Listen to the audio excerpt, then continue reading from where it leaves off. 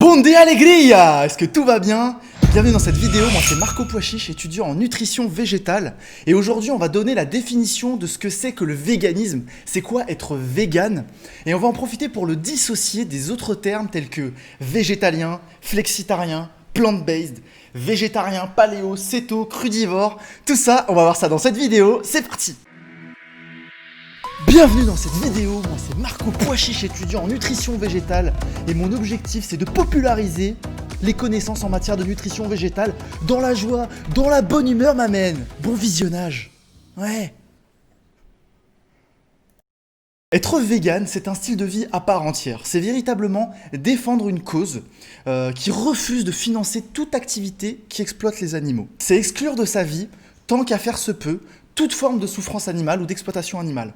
C'est-à-dire qu'un vegan, il va refuser de manger de la viande, du lait, des fromages, donc tous les produits laitiers, les œufs, du poisson, du miel, etc., mais également refuser, par exemple, de financer les activités qui exploitent les animaux comme le cuir, comme la laine, participer à des activités comme aller au zoo, comme aller au cirque, prendre des cosmétiques qui ont été testés sur les animaux, etc., etc. Au lieu de cela, il va s'alimenter uniquement à base de fruits et légumes, céréales complètes, légumineuses, des graines, des oléagineux, des champignons, des épices, des herbes, etc., que des plantes en fait uniquement.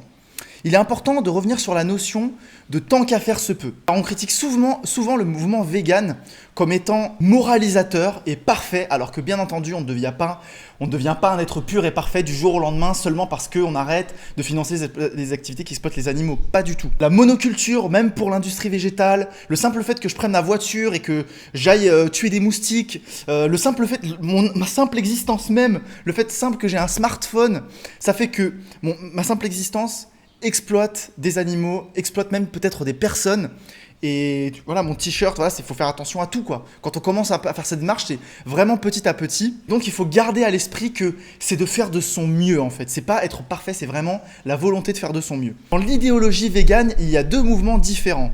La première, c'est l'abolitionniste antispéciste, c'est-à-dire que l'on considère qu'il n'y a aucune espèce qui est supérieure à une autre. C'est ainsi qu'on se considère en fait comme les égaux entre guillemets des animaux et on va pas considérer la vie d'un chien plus importante que la vie d'une vache ou d'un cochon par exemple.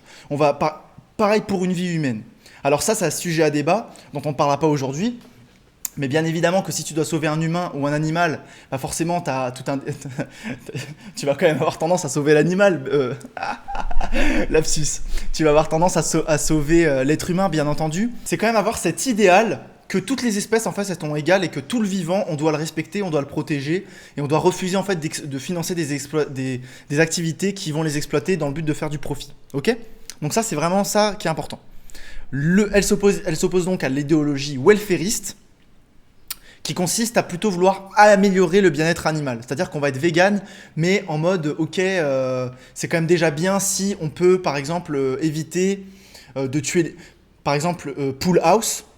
Pool House, c'est un exemple très concret du welfariste, c'est-à-dire qu'elles vont exploiter des poules clairement pour leurs œufs et revendre les œufs, alors qu'elles ne vont pas procéder à de la sélection génétique, elles ne vont pas procéder à mettre les mâles à la broyeuse, elles ne vont pas procéder à emmener les poules à l'abattoir une fois que leur production d'œufs elle décline, etc., tu vois.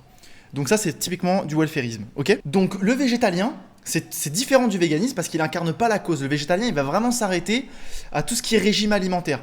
Bien sûr, tu peux avoir des variantes de végétaliens, c'est-à-dire des végétaliens qui vont être super à cheval sur le zéro déchet, manger local, de saison, ou alors des végétaliens qui vont vouloir plutôt manger cru. Mais globalement, le végétalien, c'est vraiment la personne qui s'alimente à base de plantes, sans consommer de produits animaux, mais qui va tout à fait être ok avec le fait d'aller au zoo, d'aller au cirque, des choses comme ça. Ça s'arrête vraiment au régime alimentaire. Le végétarien, il va refuser de consommer toute forme de chair animale. Donc pas de viande, pas de poisson, mais il est ok avec les produits laitiers et les œufs puisque ce sont des produits d'origine animale. Donc on est bien d'accord que le végétarien qui mange du poisson, c'est pas un végétarien, c'est un pesco-végétarien à la limite, mais c'est pas ça. Le flexitarien, aussi connu sous plant-based, va manger des animaux occasionnellement, mais de manière consciente. En tout cas, on l'espère. C'est-à-dire que dans sa façon de manger des animaux, dans sa façon de manger des produits animaux, des œufs ou du lait, il va conscientiser la chose et réaliser l'impact qu'il a en disant ok, ça va être vraiment de temps en temps et je vais essayer tant qu'à faire se peut d'acheter de la qualité. Donc c'est vraiment cette démarche flexitarienne de la qualité. Le paléo ne mange pas de céréales, de produits laitiers ou industriels puisqu'il mange comme à l'ère de la paléolithique en mode chasseur. Et le régime cétogène, il vise à utiliser les corps cétoniques, corps gras du corps comme source d'énergie. Donc il va essayer principalement de manger des lipides, donc des sources grasses en fait. On est d'accord que le paléo, le cétogène vont à l'encontre en fait du végétalisme. Merci beaucoup d'avoir regardé cette vidéo jusqu'au bout, j'espère que tu comprends mieux la différence entre toutes les notions et qu'est-ce que c'est que vraiment être vegan. Et si ça t'intéresse juste de végétaliser déjà ton alimentation pour des raisons environnementales, bien-être animal ou de santé, j'ai créé une formation gratuite disponible dans le lien de cette vidéo. Merci beaucoup de m'avoir regardé jusqu'au bout, je te souhaite une pure journée.